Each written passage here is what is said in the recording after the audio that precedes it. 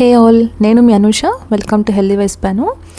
ఈరోజు బ్రోకలీతో ఒక హెల్దీ సూప్ తయారు చేసుకుందామండి. దానికి కావాల్సినవి బ్రోకలీ, ఒక ఆనియన్, కొంచెం వెల్లుల్లి, కొంచెం పెప్పర్. ముందుగా కుక్కర్లో ఒక 1 టేబుల్ స్పూన్ ఆయిల్ కానీ నెయ్యి కానీ వేసుకోండి.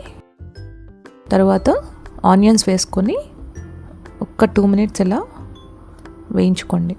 ఆనియన్ కొంచెం పచ్చివాసన పోయేంత వరకు వేయించుకున్న తర్వాత వెల్లుల్లి కూడా వేసుకొని ఒక 1 మినిట్ ఇలా కలుపుకున్న తర్వాత మిరియాలు కూడా వేసుకోండి. సో ఇవన్నీ డైజెషన్కి బాగా హెల్ప్ అవుతాయి, వెయిట్ లాస్, ఫ్యాట్ లాస్కి యూజ్ అవుతాయండి. సో మిరియాలు, వెల్లుల్లి టేస్ట్ కూడా బాగుంటుంది, సూప్లో ఇంక్లూడ్ చేసుకోండి.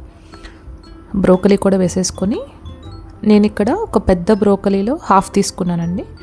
హాఫ్ బ్రోకలీ సూప్కి 2 to 3 మెంబర్స్కి ఈజీగా వచ్చేస్తుంది సూప్.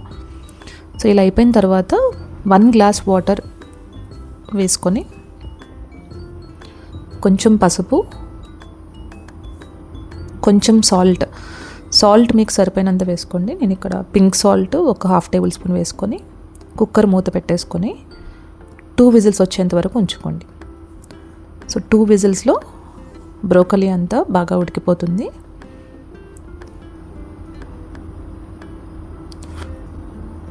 సో చాలా బాగా ఉడికిపోయిందండి.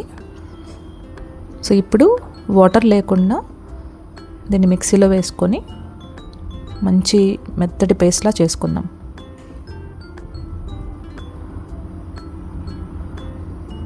సో పేస్ట్ రెడీ అయిపోయిందండి. మళ్ళీ ఒక స్టవ్ మీద పాన్ పెట్టుకొని నేను ఇక్కడ బటర్ వేసుకున్నాను. బటర్లో మనం ముందుగా చేసి పెట్టుకున్న పేస్ట్ని వేసేసుకున్నాం. ఇప్పుడు ఇందాక కుక్కర్లో మిగిలిన వాటర్ ఉన్నాయి కదండి, అవి కూడా మిక్సీ జార్లో వేసుకొని సో ఉన్న పేస్ట్ మొత్తం తీసుకొని ఇందులో వేసేసుకోండి. సో బ్రోకలీలో ఫైబర్ ఎక్కువ ఉంటుంది. సో ఇది డైట్లో ఇంక్లూడ్ చేసుకోవడం వల్ల వెయిట్ లాస్ ఈజీగా అవుతారు.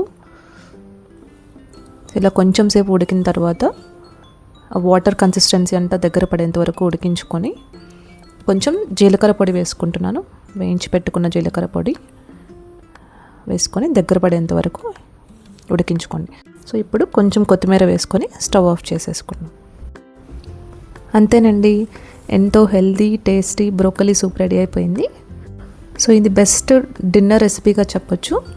వెయిట్ లాస్లో ఉన్న వాళ్ళు కానీ, డైట్ చేస్తున్న వాళ్ళు కానీ డిన్నర్లో తీసుకోవడం వల్ల చాలా హెల్ప్ అవుతుంది. సో నేను కొంచెం పెప్పర్ వేసుకొని సర్వ్ చేసేసుకుంటున్నాను. తప్పకుండా ట్రై చేసి ఎలా వచ్చిందో నాకు కమెంట్స్లో చెప్పండి. ఈ వీడియో కనుక మీకు నచ్చినట్లయితే please like, share and subscribe to my channel.